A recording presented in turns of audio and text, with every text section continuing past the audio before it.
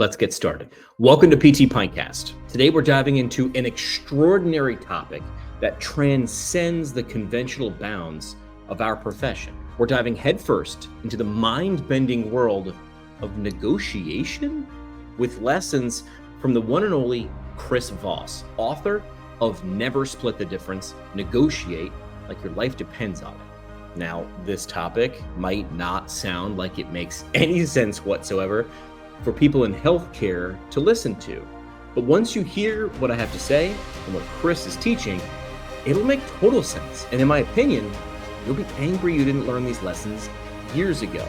Now, imagine walking into your clinic or stepping into your next eval, armed not just with a goniometer and a reflex hammer, but with a master negotiator's mindset.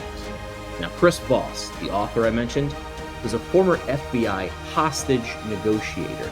He throws a lifeline to anybody who's ever felt like they were drowning in a sea of difficult patients, insurance negotiations, or just trying to get your grandma to agree to use her walker. Now, I know what you're thinking. What can a physical therapist learn from a guy who talks people out of life and death situations? As it turns out, we can learn a whole lot. And here's why. Because every conversation is a negotiation for information. Write that down. Now, that's true in healthcare and in life. Now, much like in Voss's high-stakes negotiation scenarios, it's about understanding the human element in each patient's and person's fears, goals, and how to guide them towards a breakthrough, be it in their joints or in their mindset.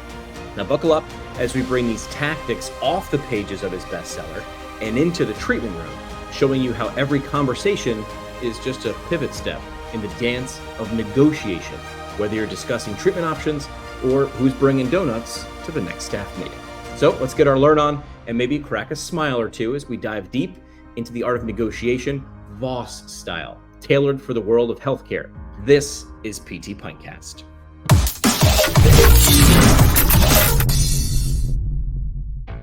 All right, guys, let's kick off 6 things every physical therapist needs to know about negotiation.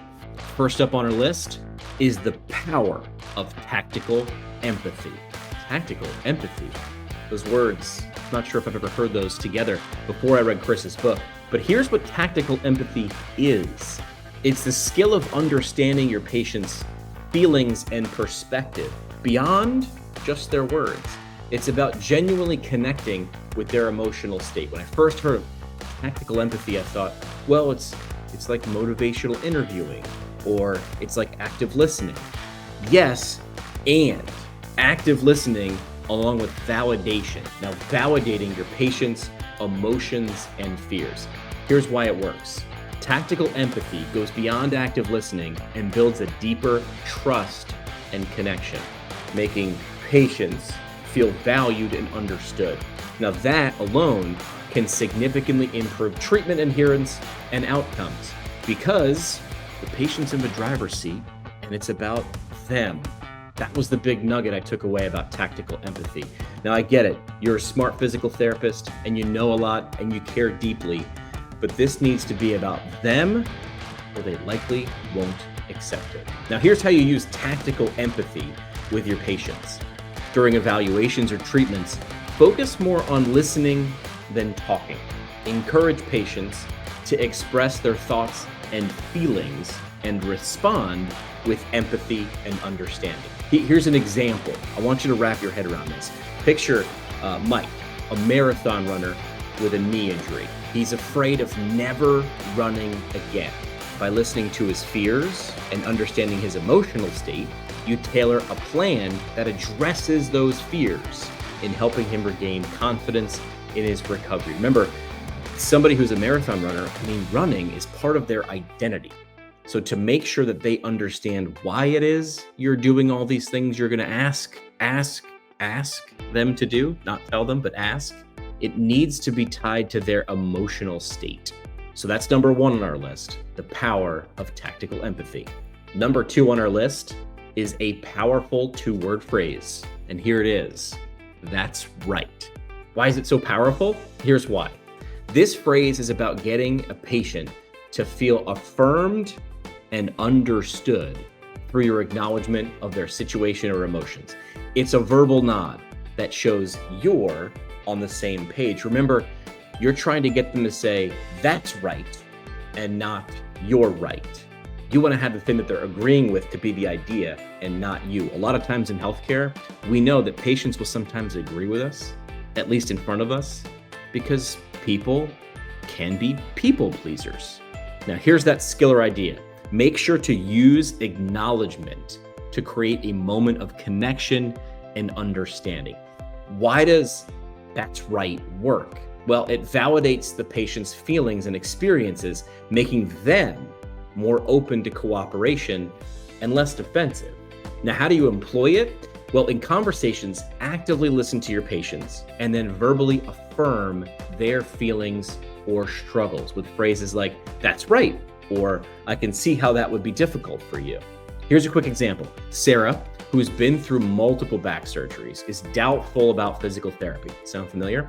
When you repeat and affirm her concerns, she feels understood. Now that creates a pivot point towards a more positive therapeutic relationship or a more positive therapeutic alliance. So remember that 2-word phrase. It's powerful. That's right. Not I'm right, not you're right, but that's right. Number 3, beware yes and master no. This concept involves encouraging patients to express their true feelings and concerns, even if it involves saying no to certain suggestions or exercises. Embracing no as a starting point for deeper dialogue and more personalized treatment. Here's why it works. Embracing no helps uncover the patient's true concerns or fears, leading to a more effective and individualized treatment plan. And I know what you're thinking. In sales techniques way back when, we were always taught, get them to say yes. Once they're in the habit of saying yes, it's contagious. But a lot of times, people want to hide in that no. So how do you employ it? Encourage patients to be honest about their feelings towards suggestion exercises or treatment plans. Respect and explore their hesitation or refusals. Here's an example. Tom, usually agreeable, hesitantly declines a proposed exercise, revealing his fear of pain. This leads to a customized program that aligns with his comfort level, enhancing his progress. Just getting him to agree wasn't going to get the result. Embrace that no and master it and beware of yes. Lesson number 4, calibrated questions. Now, using open-ended questions to encourage patients to articulate their goals, fears, and challenges. Here's the idea. Crafting questions that make patients think deeply and express themselves more clearly gets more. Why does it work? Well, it engages the patient in their own recovery process, helping them to uncover and articulate their true needs and concerns. How can you use it? Ask questions that require more than a yes or no answer, such as what challenges are you facing with your exercises at home? Or what are your main concerns about this treatment plan right now? Quick example, Lisa, struggling with her home exercise program for chronic shoulder pain. She reveals she's overwhelmed by the complexity. Simplifying her program based on this insight leads to improved adherence and outcomes. Really what it improves is clarity. And remember, confused people don't. I love that little nugget. Confused people don't. Confused people don't do their exercises. Confused people don't come back to your clinic. Confused people don't. Asking open-ended questions lets you, as the therapist, realize where that confusion or disconnection might be. Number 5 on our list, creating the illusion of control. Here's what it is. This technique involves allowing patients to feel they are in control of their recovery by offering guided choices. Here's the idea. Giving patients a sense of agency in their treatment decisions allows patients to feel in control, and patients who feel in control are more engaged and more committed to their own treatment plan. Here's how you use it. Offer choices within the treatment plan and explain the benefits of each option, allowing the patient to make informed decisions. It's a little like bowling with guardrails. You just want them to get the ball down the lane. How it gets there is up to them, but the decisions that you're allowing them to choose from are all safe. Quick example, Steve, a young athlete with an ACL injury, chooses between stability exercises and gentle plyometrics. This empowers him, boosting his engagement in his recovery. Instead of saying, this is what we're doing, giving someone a choice can lead to better connection. Finally, number 6 on our list, the accusation audit. Here's what it is. The strategy involves addressing and diffusing potential negative emotions or objections at the beginning of a conversation. This technique anticipates and acknowledges patient objections up front to foster open dialogue and remove bullets from the gun. Now, here's why it works. It eases patient concerns and breaks down barriers to effective communication. To use it, start conversations by acknowledging potential negative thoughts. Don't hide them, bring them out first. You can also do this with objections that the patient might have about physical therapy. Here's a quick example. Emma, reluctant to start physical therapy at all for chronic neck pain, is approached with, "You might be wondering if PT is just another dead end." This upfront acknowledgement opens a productive conversation and willingness to engage in the suggested treatment plan. Embrace that accusation audit. As we draw this episode to a close, take a quick moment to reflect on the profound insights we explored today, inspired by the negotiation expertise of Chris Voss. Tactical empathy showed us the power of deeply understanding our patients, not just their conditions, but their fears, hopes, and context of their lives. We learned how the simple affirmation of "that's right" can transform the therapeutic alliance, creating a foundation of agreement that fosters collaboration and healing. By embracing no, we've seen how it can serve as a starting point for genuine dialogue, enabling us to tailor treatment plans that resonate deeply with our patients' true concerns. Calibrated questions have the potential to unlock our patients' motivations, fears, and priorities, guiding us to more effectively address the crux of their rehabilitation challenges. We recognize the significance of creating the illusion of control, empowering our patients to take an active role in their recovery journey, thereby enhancing their commitment to the process of rehabilitation. And finally, that accusation audit reminded us to preemptively address unspoken fears and objections. Don't hide them. Bringing them up front paves the way for more open and productive interactions.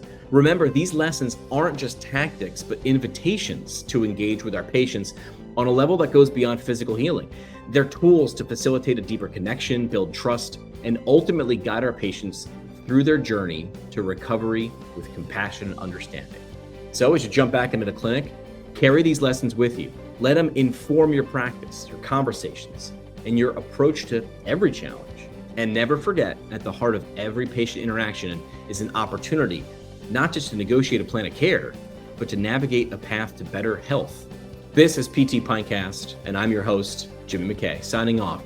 Remember, the conversation continues beyond the podcast. Connect with me on social media at PT Pinecast and share your stories of how negotiation has shaped your approach to physical therapy. They say the best conversations happen at happy hour. Welcome to ours.